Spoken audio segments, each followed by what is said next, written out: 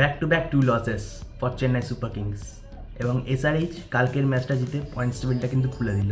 আপনাদের কি মনে হয় চেন্নাই সুপার কিংসের কি অ্যাপ্রোচটা ভুল ছিল?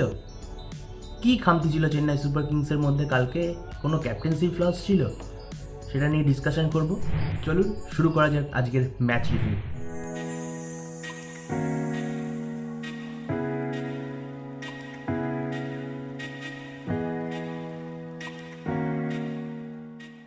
Chennai Super Kings back to back 2 losses. কালকে টোটালি একতরফাভাবে কিন্তু সানরাইজার্স হায়দ্রাবাদ খেলেছে, সেটা বোলিং হয়ে যাক এবং ব্যাটিং হয়ে যাক। বোলিংয়ের ক্ষেত্রে সানরাইজার্স হায়দ্রাবাদ যতটা না ভালো বল করেছে, তার থেকে আমি বলবো চেন্নাই সুপার কিংসের অ্যাপ্রোচটা কিন্তু অনেকটা ডিফেন্সিভ ছিল। কারণ প্রথম দিক থেকে রচিন রবীন্দ্র হয়ে যাক বা ঋতুরাজ গায়কোয়াড় হয়ে যাক এবং ড্যারেল মিচেল, অজিঙ্ক্য রাহানের সবার অ্যাপ্রোচই কিন্তু একটু ডিফেন্সিভ ছিল। বল ভালো হয়েছে ঠিকই, কিন্তু হায়দ্রাবাদের মাটিতে কিন্তু এই টার্গেটটা কিন্তু খুবই কম। কারণ 180 190 না তুললে হায়দ্রাবাদের মাঠে কিন্তু পরে ব্যাট করে রান ডিফেন্ড করাটা কিন্তু খুব চাপের, এবং সেখান থেকে চেন্নাই সুপার কিংস কালকে অনেকটা কিন্তু লুজ খেলেছে। এবং শিবম দুবের মিডিলে যে ইনিংসটা খেলেছে সেটার জন্য কিন্তু শিবম দুবেরকে ক্রেডিট দিতেই হয়, এবং যে ইনিংসটা খেলেছে শিবম দুবে তার জন্যই কিন্তু চেন্নাই সুপার কিংস এই স্কোরটায় পৌঁছেছে। তো বেসিক্যালি চেন্নাই সুপার কিংসের মিডিল অর্ডারে যে একটাই ব্যাটসম্যান যে খেলে যাচ্ছে সেটা হচ্ছে শিবম দুবে, এবং লাস্টের দিকে রবীন্দ্র জাদেজাও সেরকম রান পাচ্ছে না। প্রথম দিক থেকে ঋতুরাজ গায়কোয়াড়ও খেলতে পারছে না। এটার কারণ কি ঋতুরাজ গায়কোয়াড়ের ওপর যে ক্যাপ্টেন্সি প্রেশারটা এসছে সেটা বলা যাচ্ছে না। আমার মনে হচ্ছে হ্যাঁ, কারণ ক্যাপ্টেন্সি প্রেশার কিন্তু একটা আলাদা রকম প্রেশার, সেটার জন্য কিন্তু ফর্মটা কিন্তু হ্যাম্পার করে, যেটা আমরা দেখেছি সচিন তেন্ডুলকারের হয়েছিল, এবং কিছু ক্ষেত্রে বীরেন্দ্র সেহবাগ, রাহুল দ্রাবিড় এদেরও কিন্তু কিছুটা হয়েছিল। তো সবাই ক্যাপ্টেন্সি নিয়ে ফর্মটা ক্যারি করতে কিন্তু পারে না, যেটা কিন্তু বিরাট কোহলি করে দেখিয়েছে। ক্যাপ্টেন্সি প্রেশার নিয়েও কিন্তু তার ফর্মটা কিন্তু ব্যাটিং ফর্মটা কিন্তু অসাধারণ ছিল, এবং সে কন্টিনিউয়াস রান করে গেছে। তো ঋতুরাজ গায়কোয়াড়কে দেখতে হবে যে ক্যাপ্টেন্সি প্রেশারের জন্য সে কি ব্যাটিং করতে পারছে না, এবং যদি ব্যাটিংয়ের অসুবিধা হয় তাহলে কিন্তু তাকে সেই প্রবলেমটার সর্ট আউট করতে হবে খুব শিগগিরই, নাহলে কিন্তু চেন্নাই সুপার কিংস পিছিয়ে পড়বে। এবং চেন্নাই সুপার কিংস কালকে যেহেতু হেরে গেছে, সেই জন্য পয়েন্টস টেবিল কিন্তু অনেকটা খুলে গেছে। নাম্বার 3 থেকে 7 অবধি কিন্তু যে কটা টিম রয়েছে সবাই কিন্তু 4 পয়েন্টে দাঁড়িয়ে রয়েছে, এবং এখান থেকে কিন্তু আইপিএলের কম্পিটিশনটা বোঝা যায় যে কীরকম হাই লেভেলের হতে চলেছে। এখান থেকে প্রত্যেকটা ম্যাচ কিন্তু খুব ইম্পর্টেন্ট। সো যাই হোক, কালকের ম্যাচের কথায় আসি। কালকে এসআরএইচ প্রথমে টসে জিতে বোলিংয়ের সিদ্ধান্ত নেয়, এবং একদম সঠিক সিদ্ধান্ত নেয়। কারণ কালকের পিচটা কিন্তু আগের দিনে 277-এর পিচ ছিল না, কালকের পিচটা একটু স্লো পিচ ছিল, এবং সেখানে যদি ফার্স্টে ব্যাট করে যে টার্গেটটা দেওয়া অপোনেন্ট ব্যাটসম্যান দিত, সেই টার্গেটটা কিন্তু পরে ব্যাট করে কিন্তু ইজিলি চেস করা যেত। সেই জন্য কিন্তু পরে ব্যাটটা করেছে সানরাইজার্স হায়দ্রাবাদ, এবং সেটা খুব ভালো ডিসিশন। এবং প্রথমে ব্যাট করতে নেমে যেরকম প্রেশারে রেখেছিল রচিন রবীন্দ্র হয়ে যাক, ঋতুরাজ গায়কোয়াড় হয়ে যাক, দুজনকেই যেরকমভাবে প্রেশারে রেখেছিল সানরাইজার্স হায়দ্রাবাদের বোলাররা, সেটা নটরাজন হয়ে যাক বা প্যাট কামিন্স হয়ে যাক, সবাই কিন্তু অসাধারণভাবে বল করেছে, এবং বোলিংয়ের সাহায্যে কিন্তু প্রথমে পাওয়ার প্লেতে কিন্তু চেন্নাই সুপার কিংসকে কিন্তু আটকে রেখেছিল সানরাইজার্স হায়দ্রাবাদ। এবং আমরা সেটা জানি যে কীরকমভাবে পাওয়ার প্লেটাকে ক্যাপিটালাইজ করে চেন্নাই সুপার কিংস, কিন্তু বিগত 2-3 ম্যাচ ধরে কিন্তু ক্যাপিটালাইজ করতে পারছে না। আগের ম্যাচেও কিন্তু রচিন রবীন্দ্র স্ট্রাগল করেছে, এ ম্যাচেও কিন্তু রচিন রবীন্দ্র স্ট্রাগল করেছে, ঋতুরাজ গায়কোয়াড়ও কিন্তু স্ট্রাগল করেছে। সো ওপেনিং পেয়ার যদি না চলে তাহলে কিন্তু চেন্নাই সুপার কিংসকে ফিউচারে আরও কিন্তু বড় প্রবলেমের সম্মুখীন হতে হবে। সো রচিন রবীন্দ্র এবং ঋতুরাজ গায়কোয়াড়কে প্রথমে শুরুটা কিন্তু খুব ভালো করতে হবে। দেখা যাক পরের ম্যাচটা কলকাতা নাইট রাইডার্স এগেনস্টে চেন্নাইয়ের মাঠে খেলা, সেখানে কি করে সেটা দেখার।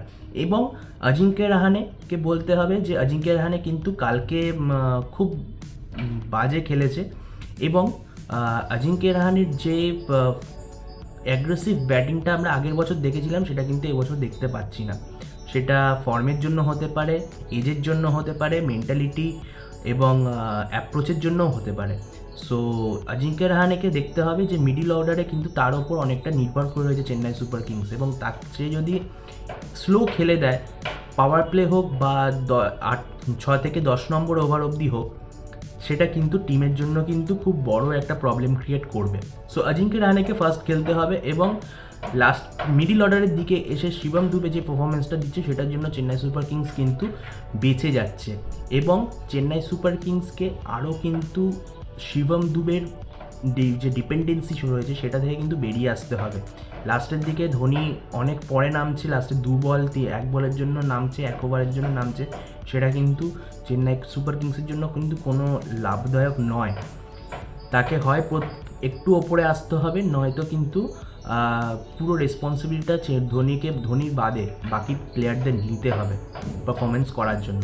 এবং রবীন্দ্র জাডেজার কথা বলবো, রবীন্দ্র জাডেজাও কিন্তু খুব একটা ভালো ফর্মে নেই, ব্যাটিং ফর্মে, সেটা আমরা আগের 2 ম্যাচেও আমরা দেখেছি এবং স্ট্রাগল করেছে। সো এটা কিন্তু ইন্ডিয়া টিমের জন্য একটা কিন্তু কনসার্ন রবীন্দ্র জাডেজার পারফরমেন্সটা। অন্যদিকে সানরাইজ হায়দ্রাবাদের সেকেন্ড ইনিংসে যদি ব্যাটিংয়ের কথা বলি, অসাধারণ একটা ব্যাটিং অভিষেক শর্মার, এবং ছেলেটা যেরমভাবে হিটিং করছে সত্যি আউটস্ট্যান্ডিং, যেরকম টাইমিং, যেরকম ক্লাস, যেরকম পাওয়ার, ওকে কিন্তু দেখে মনে হয় না যে ওর হাতে এত পাওয়ার রয়েছে। লুক লাইক হার্দিক পান্ডে ওকে দেখে মনে হয় না, কিন্তু তার বডি দেখে মনে হয় না কিন্তু তার সেরকম পাওয়ার রয়েছে। যেরকম আন্ডার রাসেলকে দেখে মনে হয় যে ডেভিড ওয়ার্নার, এদেরকে ধোনি, এদেরকে দেখে মনে হয় যে না, এদের কবজিতে জোর রয়েছে, হাতে জোর রয়েছে, কিন্তু সেটা কিন্তু অভিষেক শর্মা হয়ে যাক, হার্দিক পান্ডিয়া হয়ে যাক, শিবম দুবে হয়ে যাক, এদের কিন্তু সেই ব্যাপারটা কিন্তু নেই। তারা অলওয়েজ ডিপেন্ডেন্ট অন টাইমিংয়ের জন্য কিন্তু তারা এই টাইমিং এবং ব্যাট ফ্লোয়ের জন্য কিন্তু তারা এই বড় হিটিংগুলো করতে পারছে। এবং কালকে অভিষেক শর্মা যেরকমভাবে খেলেছে, প্রথমে সেকেন্ড ওভারে 27 রানস করেছে এবং সেটাই কিন্তু পুরো ম্যাচটাকে ঘুরিয়ে দিয়েছে। ওখানেই চেন্নাই সুপার কিংস ম্যাচটা হেরে যায়। ওখান থেকে বেরিয়ে চেন্নাই সুপার কিংসে জেতার কিন্তু কোনো চান্স ছিল না কালকে, সত্যি কথা বলতে গেলে ছিল না। এবং তুষার দেশপান্ডে হয়ে যাক বা রবীন্দ্র জাডেজা হয়ে যাক, ড্যারেন মিচেল হয়ে যাক, সবাই কিন্তু মোটামুটি একটা বল করেছে, খুব ভালো পারফরমেন্স নয়। এবং চেন্নাই সুপার কিংস কিন্তু এই বোলিং লাইন আপ নিয়ে কিন্তু তাদেরকে ফিউচারে ভাবাবে। এবং এই বোলিং লাইন আপ যদি পাথিরানা না থাকে, মুস্তাফিজুর না থাকে, তাহলে চেন্নাই সুপার কিংসের বোলিং কীভাবে স্ট্রং করা যায়, কীভাবে ডিসিপ্লিনভাবে বোলিং করা যায়, কীভাবে প্ল্যান করে এসে এক্সিকিউট করা যায়, সেটা কিন্তু চেন্নাই সুপার কিংসের ম্যানেজমেন্টকে দেখতে হবে। কারণ ভালো ব্যাটিং লাইন আপের সামনে যদি এই বোলিং লাইন আপ পড়ে, তাহলে কিন্তু চেন্নাই সুপার কিংসকে দুমড়ে মুচড়ে দেবে সেই ব্যাটিং লাইন আপ। সো এখানে চেন্নাই সুপার কিংসকে অনেক কিছু ভাবার বিষয় রয়েছে। এবং অন্যদিকে সানরাইজ হায়দ্রাবাদ যেরকমভাবে ক্লিন হিটিং করে যাচ্ছে, ওয়ান সাইডেড উইন, সেটা কিন্তু সানরাইজার্স হায়দ্রাবাদের জন্য খুব ভালো এবং আইপিএলের জন্য কিন্তু খুব ভালো। টুর্নামেন্টটা আরও ইন্টারেস্টিং হচ্ছে। সো আজকের জন্য এতটাই, দেখা হচ্ছে পরের ভিডিওতে। ভিডিওটা কেমন লাগলো নিশ্চয়ই জানাবেন, লাইক, শেয়ার, সাবস্ক্রাইব অবশ্যই করবেন। টাটা।